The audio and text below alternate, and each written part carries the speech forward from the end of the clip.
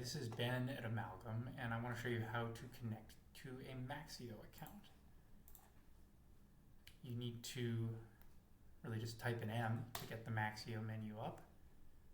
And then there's three things that we need from your Maxio account in order to be able to make our connection. So the first is just for display purposes.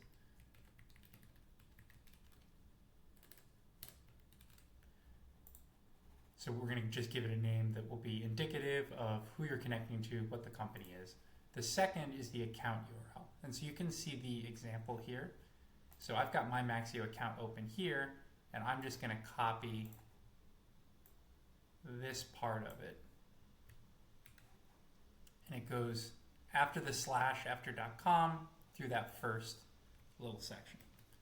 So I'll copy that there.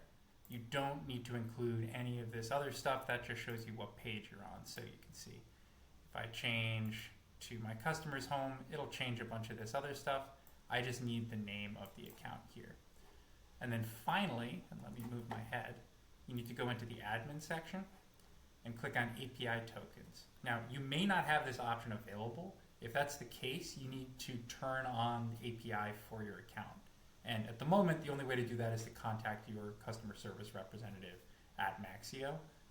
They should be able to turn it on for you. And if you have a whole bunch of clients you work with, you may want to just give them the names of all of them. There's no additional cost as far as we're aware at this point. So you go into API tokens. You can see I've got one in here already. Create API token, test token, and then I would click write permitted. We're not writing any data, but we may ask for a scope to allow you to write data, just in case.